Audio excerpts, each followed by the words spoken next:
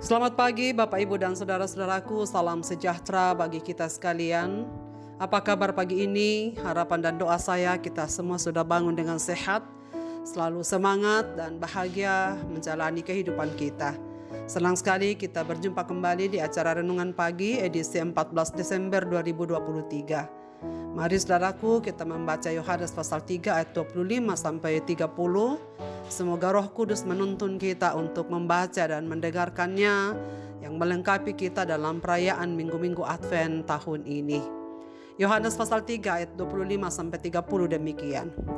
Maka timbullah perselisihan di antara murid-murid Yohanes dengan seorang Yahudi tentang penyucian.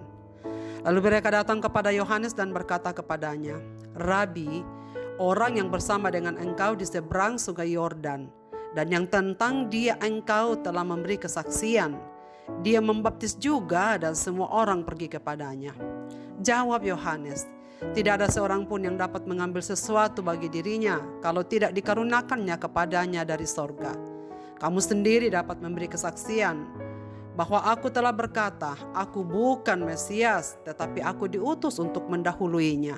Yang empunya mempelai perempuan ialah mempelai laki-laki, tetapi sahabat mempelai laki-laki yang berdiri dekat dia dan yang mendengarkannya sangat bersukacita mendengar suara mempelai laki-laki itu. Itulah sukacitaku, dan sekarang sukacitaku itu penuh.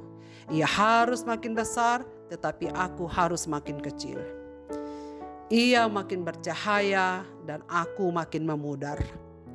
Saudara-saudaraku, jika boleh jujur, apa yang akan kita rasakan pada saat kita berada pada posisi sedang digantikan untuk mengerjakan sesuatu? Pada saat kita lagi semangat untuk mengerjakan hal itu, tiba-tiba ada orang yang menggantikan kita. Di mana peran itu kita sangat sukai. Tentu rasa yang sulit atau tidak mengenakan. Atau pada saat kita harus berhenti dari tugas yang sedang kita kerjakan. Bagaimana perasaan kita? Tentu bukanlah hal yang menyenangkan untuk berada pada posisi itu. Para murid Yohanes Pembaptis pun sangat tidak menyukai hal itu. Saat Yohanes dan para pengikutnya sedang membaptis di dekat Siloam, Yesus juga mulai membaptis di sekitar Yudea. Was-was guru baru ini akan lebih sukses daripada guru mereka sendiri. Murid-murid Yohanes menyuarakan kekhawatiran mereka kepadanya bahwa semua orang pergi kepada Yesus untuk dibaptis.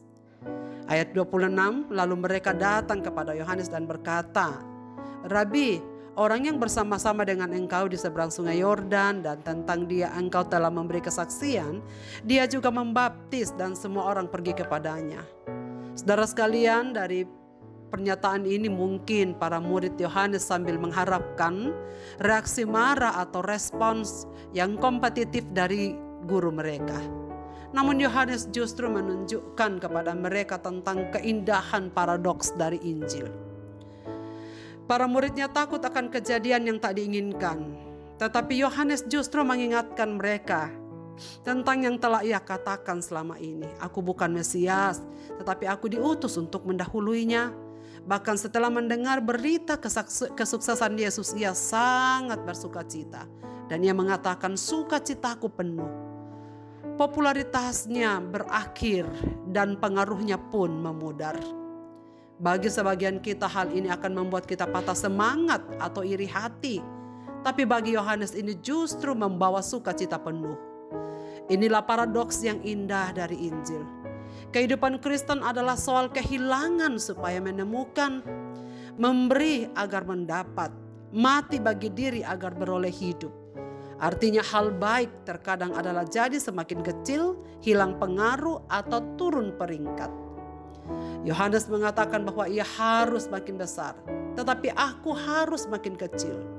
Pada masa yang penuh kesibukan ini, lebih banyak hal yang harus dilakukan dan dibeli, serta lebih banyak orang yang harus ditemui.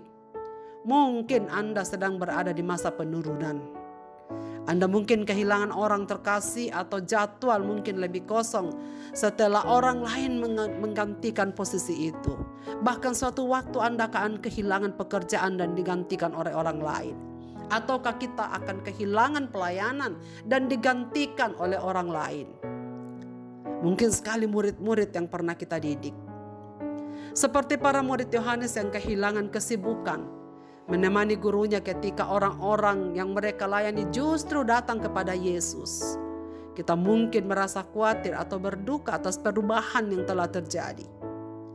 Namun sebelum mengingatkan para muridnya bahwa dia bukanlah Mesias, Yohanes justru mengingatkan bahwa segala sesuatu adalah karunia Allah.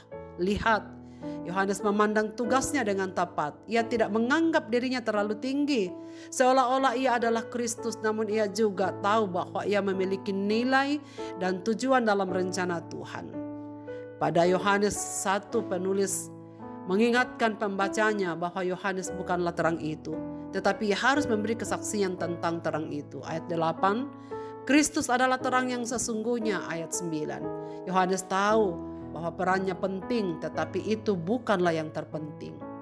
Saudara-saudaraku, selama masa Advent ini kita dapat menerima kenyataan bahwa kesuksesan yang kita peroleh bukan karena hasil dari usaha kita sendiri, melainkan kebaikan dari surga yang sebenarnya tidak layak kita terima, yang dicurahkannya ke dalam hidup kita. Kita dapat berserah pada apa yang Tuhan miliki untuk kita, yang Tuhan percayakan sementara waktu kita kerjakan, baik yang Ia berikan atau yang Ia ambil. Karena hidup kita bukan milik kita sendiri, melainkan milik Tuhan. Dan apa yang Ia percayakan sementara waktu dalam hidup kita. Tidak peduli dimanapun kita berada dalam hidup ini, kita dapat dengan rendah hati mempercayai rencana dari Sang Terang Sejati dan menjadi saksi kemasyuriannya. Jika kita melihat keberhasilan orang lain, dapatkah kita mengucap syukur? Ada banyak orang yang iri melihat keberhasilan orang lain dan menganggapnya sebagai saingan. Bahkan parahnya lagi akan mencari titik lemahnya. Dalam minggu Advent ini mari kita belajar tentang sifat dan karakter Yohanes, bahwa dia hanyalah alat, sarana, dan Yesuslah pusat pelayanannya. Karena ia sadar dirinya hanyalah saksi dan pelayan, maka ia sama sekali tak memiliki kecemasan saat ia sudah tidak dilirik orang, tetapi datang pada Juru Selamat. Yohanes tak merasa karena jasa-jasakulah Yesus dikenal orang, karena ia tulus melayani dan mengerti panggilan hidupnya. Ia hanyalah pelayan, bukan tuan. Saudara-saudaraku, dengan cara apakah kita menemukan sukacita dan tujuan hidup di masa penurunan atau memudarnya pengaruh kita? Bagaimana kita melihat orang-orang yang pernah kita layani atau junior kita lebih maju? Jika semua ada masanya, saat pengaruh kita mulai memudar, dapatkah kita menyadari bahwa semua karunia dan kesuksesan kita berasal dari Tuhan? Bagaimana ingatan akan hal ini membentuk perspektif kita selama masa Advent ini dan mendorong kita untuk mempercayai segala rencananya dengan rendah hati walau kita makin memudar? Marilah kita berdoa. Bapa di sorga, kami mengucap syukur untuk firman-Mu pada pagi ini, mengingatkan kami bahwa sesungguhnya segala sesuatu ada waktunya, dan semua itu adalah anugerah dan karunia kepercayaan Tuhan pada kami untuk kami lakukan, kami kerjakan, dan kami layani. Kiranya Tuhan menganugerahkan kepada kami hati yang seperti Yohanes, yang dengan tulus hati dan rendah hati melayani, memfokuskan segala pelayanannya tertuju kepada Yesus Kristus, bukan popularitas diri. Kiranya kemuliaan Kristus terus nyata dalam pelayanan kami, pekerjaan dan aktivitas hidup kami, dan bukan diri kami yang nampak atau yang nyata. Ya Tuhan, kami berdoa supaya kami semua dapat melayani Engkau dengan setulus-tulus hati kami, supaya Engkau yang nampak dan nyata di dalam hidup ini, Engkau yang makin dikenal orang, Engkau yang makin diterima orang, Engkau yang makin disanjung dan dipuja orang, bukan diri kami. Ya Bapa di sorga, hamba-Mu berdoa untuk segenap pendengar renungan pagi hari ini. Semoga kami semua dikuatkan dan diteguhkan, agar dalam segala keadaan, bahkan pada saat kami sudah mulai memudar sekalipun, kami belajar mengucap syukur untuk segala hal-hal baik yang kami saksikan dalam hidup kami. Kiranya Tuhan menjauhkan kami dari keiri hatian. Jauhkan kami dari segala yang ingin mencari titik lemah dari pelayanan-pelayanan orang lain di sekitar kami. Dan kiranya firman-Mu ini Tuhan menjadi bagian hidup kami menantikan kedatangan-Mu yang kedua kali. Agar Engkau semakin dikenal orang, Engkau semakin dipuja dan disanjung tinggi oleh semua manusia di muka bumi ini. Ke dalam tangan kasih-Mu Bapa kami serahkan kehidupan kami sepanjang hari ini, apapun persoalan yang kami hadapi. Kiranya Tuhan yang semakin nyata di dalam kehidupan ini. Di dalam dan demi nama Yesus Kristus Tuhan dan Juru Selamat kami berdoa. Amin. Selamat beraktivitas Bapak Ibu dan saudara-saudaraku. Tuhan Yesus memberkati kita sekalian.